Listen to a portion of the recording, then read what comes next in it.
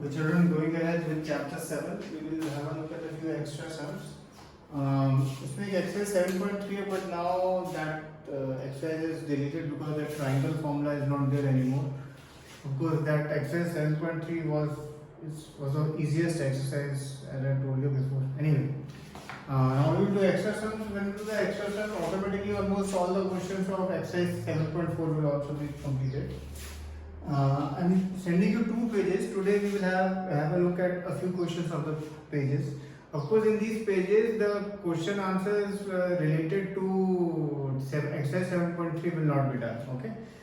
First question is find the distance between and P and Q दिया है, and second में R and S दिए हैं, and coordinates is the simple distance formula you have to do. Question number 2, point PXY is equidistant from एक point A दिया है आपको और एक पॉइंट डी दिया है and prove bx equal to ay. Obviously वही सेम डिस्टेंस फार्मूला एंड जैसे टेक्स्ट बुक के सम थे आप जैसे pa square equal to pd square आप करेंगे और जब आप ये करेंगे जब आप सॉल्व करेंगे तो स्क्वायर इसलिए हम कर रहे हैं कि रूट हम हटाना चाहते हैं. ओके अच्छा, वैसे तो आपने 9th में करी थी एक identity a plus b plus C whole square क्या होता है a square plus b square plus c square plus 2ab plus 2bc and plus 2ac. ठीक है, हो सकता है किसी सम में शायद इस तरह का आपको शायद यूज करना पड़े. और जैसे अगर आपको याद हो 9th में जैसे यहाँ पे फिलहाल सब प्लस लिखे हुए हैं फॉर्मूले में, अगर सपोज आपको किसी सम में सपोज b वाली टर्म माइनस है, अगर आपको याद हो हम ऐसे लिखते थे उसको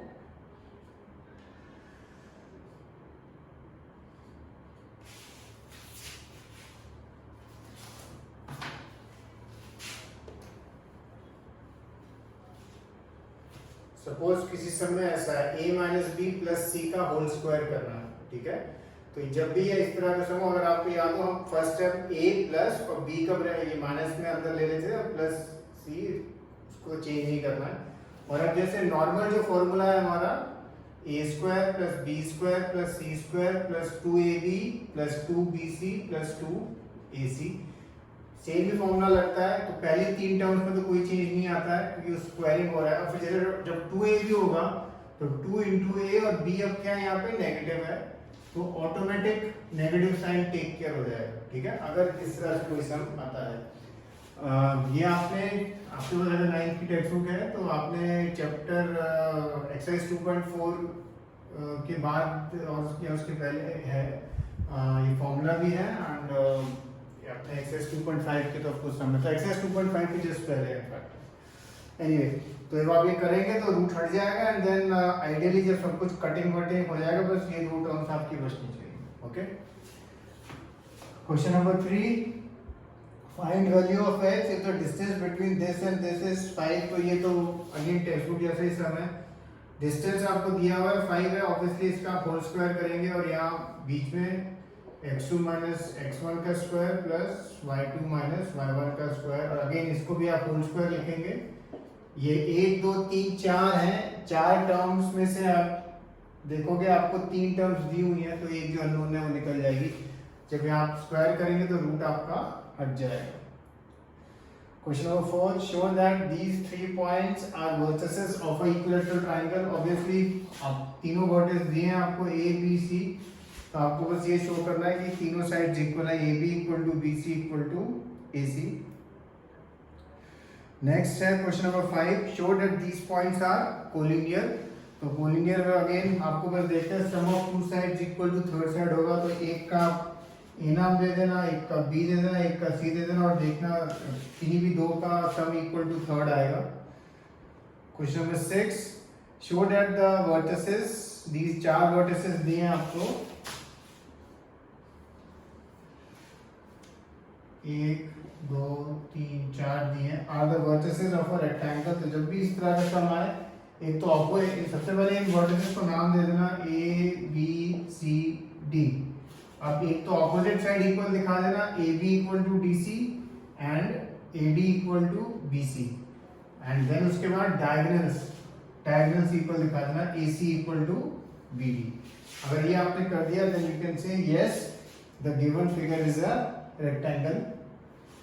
क्वेश्चन नंबर 7, आपको 2 पॉइंट दिए हैं, एक P दिया है और आपको एक Q दिया है और आपको एक पॉइंट S भी दिया है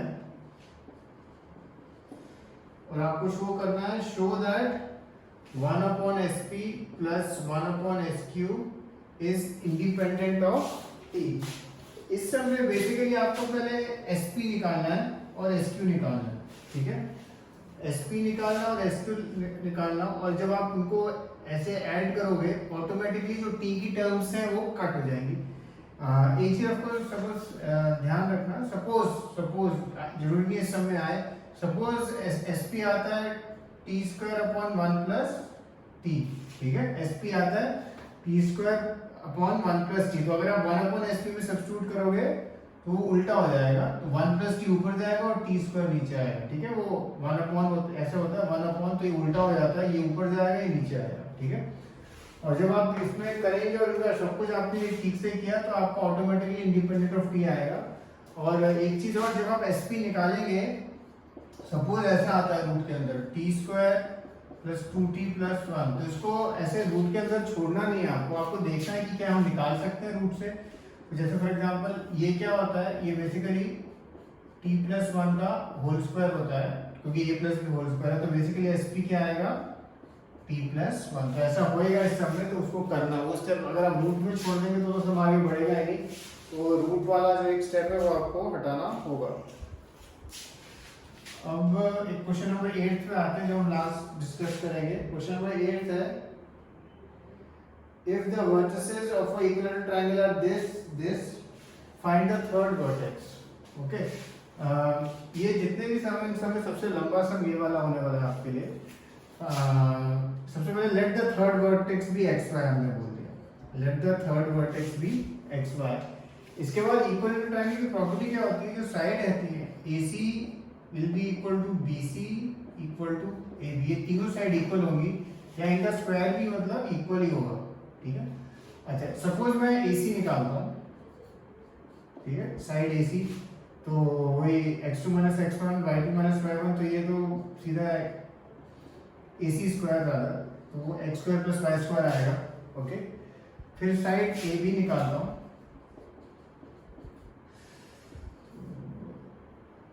स्क्वायर कर रहा हूँ, फिर 3 - 0 का स्क्वायर प्लस 3 - 0 का स्क्वायर AB स्क्वायर 9 प्लस √3 का स्क्वायर 3 रहेगा, तो ये 12 आ रहा है बेसिकली। और इसका हम क्योंकि स्क्वायर कर रहे हैं तो बेसिकली AB स्क्वायर की वैल्यू क्या आती है 12। तो फिलहाल हमने AC स्क्वायर निकाला और AB स्क्वायर निकाला, x² + y² आया, ये BC स्क्वायर अभी आपको निकालना है और ये वैल्यू आया 12। और सिमिलरली BC स्क्वायर की भी वैल्यू निकालना आपको, ठीक है। सिमिलरली BC स्क्वायर की भी वैल्यू निकालना। सब अभी मैं ऐसे ही लिख रहा हूँ एक वैल्यू, सपोज ये आती है वैल्यू, ये नहीं आएगी बट सपोज ये आती है एक वैल्यू, ठीक है। BC स्क्वायर की वैल्यू 2x + y = 10। इसके बाद अभी ये सब फिनिश नहीं हुआ है, ठीक है। अब इसमें आपको मैनिपुलेट करना है such that you can get the value of x और y। फॉर एग्जांपल कोई भी दो सिलेक्ट कर लो, सपोज ये और ये सिलेक्ट किया, आपने इसको ऐसे लिखा x + y² = 12। अब हमें ट्राई करना है ये इक्वेशन या तो पूरी x की फॉर्म में लिख दें या ये इक्वेशन पूरी y की फॉर्म में लिख दें। तो जब आप सपोज आता है ये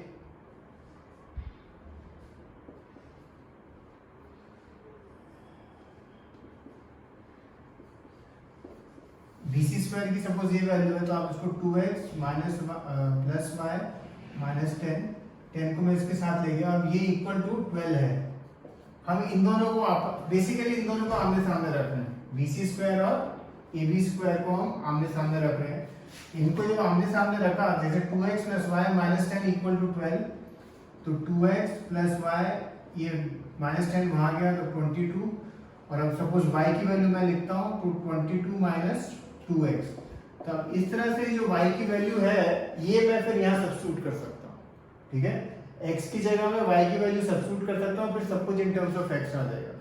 जब ये वाला क्वेश्चन करेंगे आंसर थोड़े इसमें अजीब से ही आएंगे, ठीक है, तो रूट में भी आ सकते हैं आंसर। तो अगेन इस सब में क्या करना है, सबसे पहले let the third vertex be xy, उसके बाद AC स्क्वायर निकालना, AB स्क्वायर निकालना और BC स्क्वायर निकालना। जब तीनों आ जाए, पहले हमने AC स्क्वायर और AB स्क्वायर को आमने सामने रखा और एक इक्वेशन बनी, पर इससे कुछ होगा नहीं तो इसको बस हमने 1 मार्क करके छोड़ दिया। फिर BC स्क्वायर की जो भी इक्वेशन आती है उसको आप ये जो एक AB स्क्वायर की जो, क्योंकि AB स्क्वायर में हमें एक परफेक्ट वैल्यू मिल रही है, ठीक है, तो AB स्क्वायर की जो परफेक्ट वैल्यू उसके साथ रख के आमने सामने रखना उसको, और फिर जब आप रखोगे आप देखोगे आप कोई भी एक वेरिएबल जो आसान पड़े वो आप, जैसे यहाँ मैंने y इसलिए लिया क्योंकि सीधा y की वैल्यू आ जाती है, x को वहां ले गया, और अगर x की वैल्यू भी चाहता तो वो भी निकाल सकता था। जैसे लिखा है 2x plus y equal to 22, अगर मैं x की वैल्यू भी चाहता था तो वो भी लिख सकता था। तो ये 22 माइनस y, तो x आता 22 माइनस y बाय 2, दोनों में से कोई भी एक, और फिर ये वैल्यू हम यहाँ सब्स्टिट्यूट कर देते हैं। तो ट्राई दिस सम, ये थोड़ा डिफरेंट सम है, पहले 7 सम्स तो मोर और लेस काफी नॉर्मल है, ये हल्का सा डिफरेंट है। Try it once, let us see होता है कि नहीं आपसे। चीयर्स।